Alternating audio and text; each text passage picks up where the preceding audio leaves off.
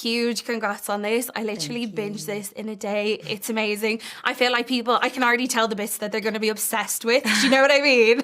It's just so good. Congratulations. Oh, good. I'm so glad. Thank you. But people are calling Rhiannon the female Patrick Bateman. Obviously, you had the books to kind of like go off as inspo. But was there any other people, like fictional or real, who kind of inspired Rhiannon a little bit? I mean, the books really were our starting point. I mean, in terms of like on-screen, Dexter is the kind of obvious first, conversation point.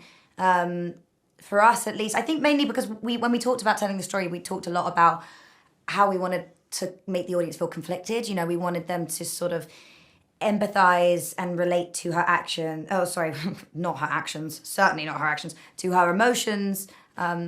And, really kind of root for her in a way, but then draw the line at what she does. Like, we should feel sort of morally pulled in different directions. I think Dexter does that so beautifully. There's not a ton of female serial killers on screen. Villanelle was on the complete opposite end of the spectrum. Someone I pulled from in terms of, I also think Jodie Comer is incredible and I adore her.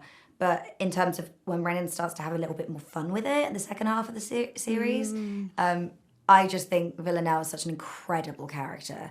I watched that show so many times. I think I'm on my fourth run of it. I'm rewatching it again right now. I love it so much.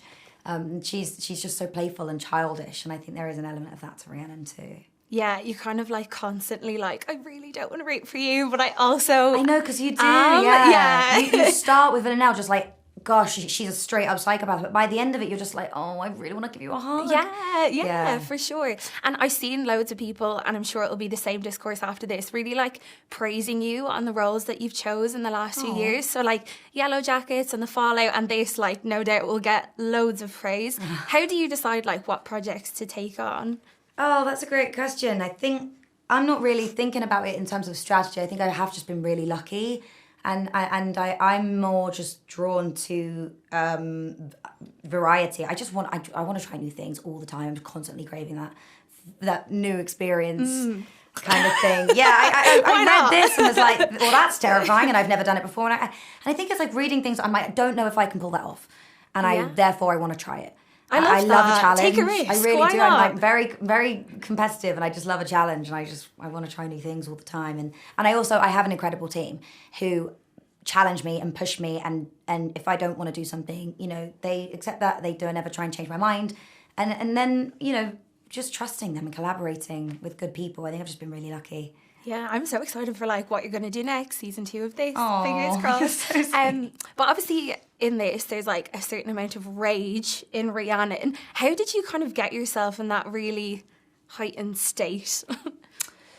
Oh, it's hard. It's tough, and it's quite physically exhausting. But gosh, I've never been so tired. And then, really? But then when I did this job, because it's physically demanding. It takes a lot out of you. Not the murders necessarily, the stabbing, but the rage, like holding tension in your body. It like, I swear I got kind of jacked. Like you're just constantly tensing. Okay. And there's like an element of like breath control, where and there's tension in your jaw and in your face. And when you do that for 6 months, it's exhausting. You kind of just want to have a lie down. Yeah, this is coming from the girl who was dunked underwater for 10 hours and another thing. This was the worst. I love a stunt. I love a challenge. Yeah. And then at the end of every job, I'm like, I just do like a nice chill comedy. Yeah. But no, it's really fun. There's also something very liberating once you get over the initial, obviously, like resistance to murder, which I hope everybody here has. If not, you should leave.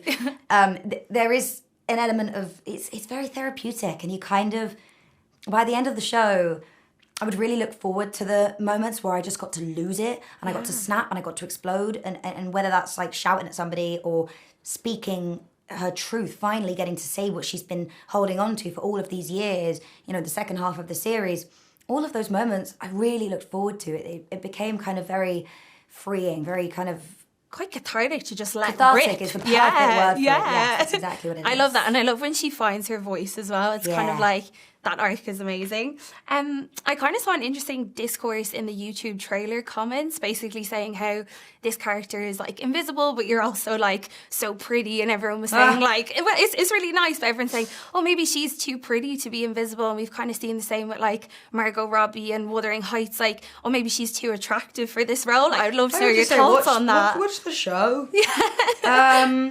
I would not say that.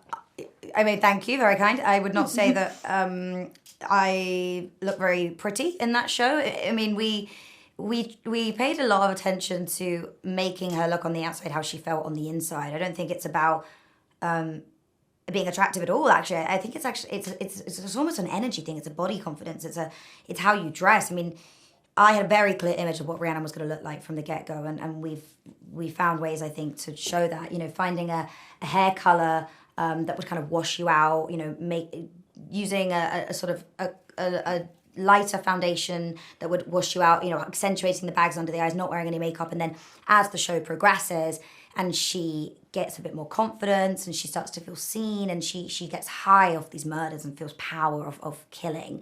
You know, we used a warmer foundation colour and her hair smoothed out a little bit and we got a bit of blush and things that just should subconsciously influence the way you perceive the character, you know, unfortunately as she becomes more quote-unquote attractive throughout the show.